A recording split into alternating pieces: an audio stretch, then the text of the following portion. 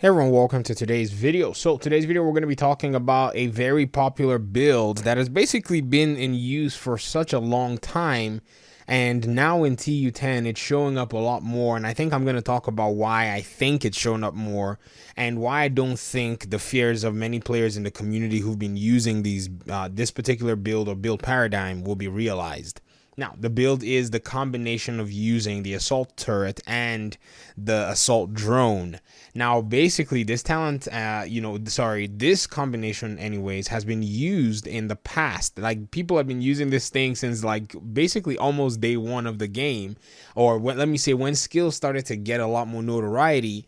The only difference is it never really showed up on YouTube. And like I said, and I've said many times, that the community is actually a lot more innovative when it comes to builds and actually how to implement different variations and put them together to make the player stronger. And there are more people in the community who are doing the experimentation than there are YouTubers. As a YouTuber, your time is limited. Even if all of us came together and put out 1 zillion kinds of builds, the community will still outdo us in putting out different combinations that are stronger in many cases. And so since I've started talking about this, I've seen a lot of people worry a little bit about the possibility that the developers will nerf this build.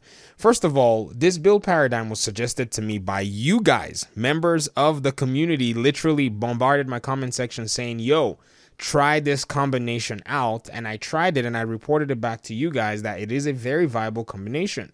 And many people said, we've been using this for a long time. And what we even saw with the assault turret was not only have the developers actually allowed for it to flourish, they even buffed its damage in PvP, meaning they already had the data to find out that people were using, the assault turret and the assault drone for a lot of their gameplay. So why I think it's becoming a lot more popular is because players have now shifted from the way they play. Changes have been made to different weapons, different kinds of skills, and players are looking for a more efficient way to clear content without all the risk that used to be, involved in using other builds as well. And guess what? The assault turret and assault drone, even though they may not be some of the most damaging skills out there, they allow for you to be able to deal damage with very little risk. And I think that's the attractive part of using the combination. If you guys remember, the artillery turret still is one of the highest damage dealing skills out there. Even though I've seen some reports that it's been bugged since TU10, we also have the the sniper turret as well, which also does very good damage. And so with these still in the works, it's impossible right now for people to say that the assault turret and the assault drones are OP. I mean, saying that makes no sense because even though they do damage output that's really, really good, it's not as high as the other skills that are actually in this game. Plus, if you even think about the combination of Eclipse Protocol and using that with fire builds, it's definitely a build that is almost, in my opinion, in line with a lot of other builds in the game. I can understand how some aspects of the assault drone and the assault turret do provide a very nice advantage in the sense that the assault turret can actually go after an enemy NPC and basically chase them around, distract them, follow them, and chase them into cover and do all kinds of things. And then the assault turret can also be positioned in a very good place and also damage you. And I think many people are freaking out because they're like, oh, Massive is going to take this build away from us. But I don't think that's the case. I think the skills have been made so much better because many of us have actually, voiced concern as to why these skills were not even as strong in the first place. And then I think another aspect of it that you also have to think about is if you think about the agents that basically pop up in our missions or in our control points to fight against us, one of the things that everybody that I'd spoken to who had complained about these agents was that their skills are actually very powerful. So these agents actually do have good weapon damage and good skill damage that comes hand in hand. We have had to sacrifice in previous patches that if you're going to take weapon damage, you're going to have to put skill damage on the table. If you're going to have to take skill damage, you're going to have to put weapon damage on the table. But with the way the assault turret and the assault drones are working right now, it seems like with specific talents, you don't really have to be put in that position where you're forced to choose. You can actually enjoy a good slice of the best of both worlds. And so many people had said, man, these agents, they're doing this much damage. These enemy NPCs are doing this much damage, and they have skill damage and they have weapon damage. Why can't we have that? Question mark. Well, guess what, ladies and gentlemen?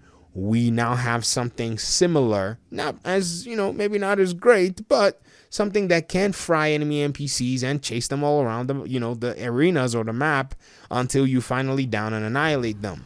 It does work, and that's why players enjoy it. I've seen a lot of comments in the past when I spoke about, how I use my shield build and my tank build, and people say, well, we don't want a tank build, we want efficiency. Well, guess what? When you're able to run into a place with enemy NPCs and it feels like one of you equals 3 with your turret and your assault drone, that provides a lot of efficiency for you as a player, especially if you're a solo player. You go into your control point, you knock it out in basically the same amount of time that it would take for you to knock out a control point using a good high weapon build. The only difference is the risk that's involved is actually quite little. And now with all the other things that actually come with the game, because many of those things that help a player for survivability, that helps to augment damage, that helps to augment skills, are now in the secondary side of your attributes. It's easy for a player to be able to basically survive much easier while dealing a lot of damage, both with their skill and both with their weapons, in a way that doesn't allow for them or doesn't require for them to have to sacrifice everything because they're going into the 15 all red builds. Now, things like armor regeneration are now very good. If you think about maybe even running this setup of your turret and your assault drone, you can think about the Imperial Guard knee pads. Now they're in the works because they're part of the Murakami set. You can think about maybe in your minor attributes, if you roll skill damage or if you roll, whatever, talent attribute you want to roll, you can take a minor attribute and maybe do armor regeneration just for the kicks. You can do skill haste just for the kicks. Unlike if you were maybe trying to run a red build, which is also viable, you would have to give up a whole lot of that stuff.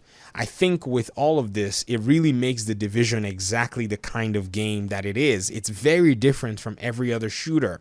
I've seen critiques as well saying, oh, The Division, you just hide in cover and throw your magical skills out there. Shocking news, this is the only game where you have magical skills that you can throw. Go find any other MMO RPG looter shooter that has an intricate skill system like The Division or The Division 2. There is none in the market. That's why Division 1 players, even though may have their frustrations with The Division 2, still engage in the Division 2 systems, because we've gone out there in many cases and we still can't find these systems. It is a unique selling point with The Division. So I think we need to kind of relax and calm down. If they nerf these skills, they understand that there are many other skills that are also out there that we can still use, but these skills are unique in their own sense and they're separate skills. So what really makes the builds that people run with them quite powerful is when they, actually run them together. And even still, many people aren't even running these two together. They're probably running one or the other in order to be able to gain the damage that the weapon talents are actually doing. I think this is a very good point that we have right now for the game.